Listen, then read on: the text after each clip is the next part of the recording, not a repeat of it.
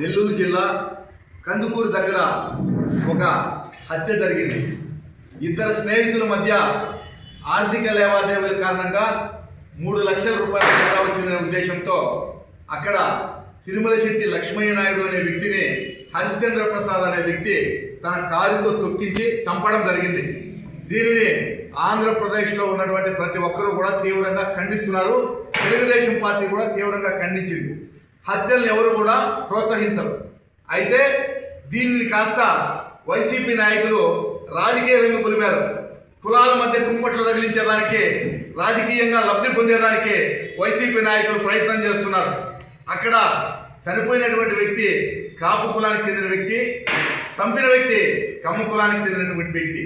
అయితే చట్టం సకాలంలో స్పందించి పోలీసులు వెంటనే మొదట హరిశ్చంద్ర ప్రసాద్ తండ్రిని అరెస్ట్ చేశారు. తర్వాత హరిశ్చంద్ర ప్రసాద్ను అరెస్ట్ చేశారు.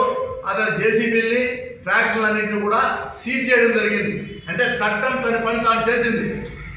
దీనిని సాగుగా చూసుకుని కొంతమంది వైసీపీ నాయకులు, ముఖ్యంగా పేర్ని నాని, దాసరి రాము, జక్కంపూడి రామ్మోహన్ రావు, అంబటి రాంబాబు ఇలాంటి నాయకులంతా వెంటనే రంగంలోకి దిగిపోయి ఈ ఆంధ్రప్రదేశ్లో 2 కులాల మధ్య ఇది ప్రచండ యుద్ధం జరుగుతూ ఉన్నట్లుగా చిత్రీకరించి దీనిని చంద్రబాబు నాయుడుకు, పవన్ కళ్యాణ్కు అంటగట్టి దీనిని రాజకీయంగా వాడుకోవాలని చూస్తున్నారు. దీనిని కూటమి ప్రభుత్వం తీవ్రంగా ఖండిస్తూ ఉంది. గతంలో అనేక సార్లు ప్రయత్నాలు చేశారు.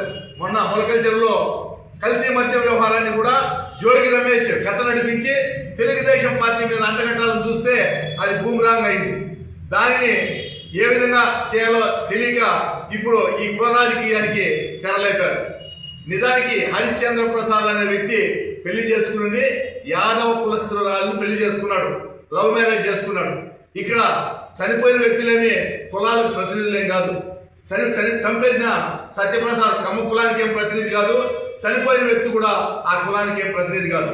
తాత్కాలికంగా అక్కడ జరిగినటువంటి ఒక సంఘటనతో హత్య జరిగింది.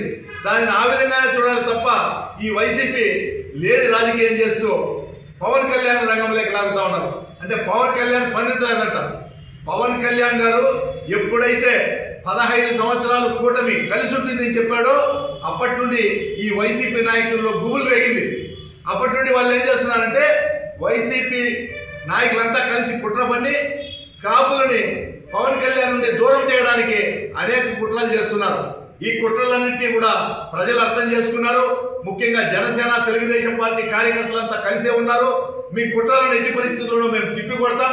ప్రజలు అందరూ కూడా అర్థం చేసుకున్నారు. కాబట్టి మీరు ఇట్లాంటి కుట్రలో ఇకనైనా మానుకోవాలని చెప్పి ఈ వైసీపీ నాయకులకు మేము విజ్ఞప్తి చేస్తున్నాం.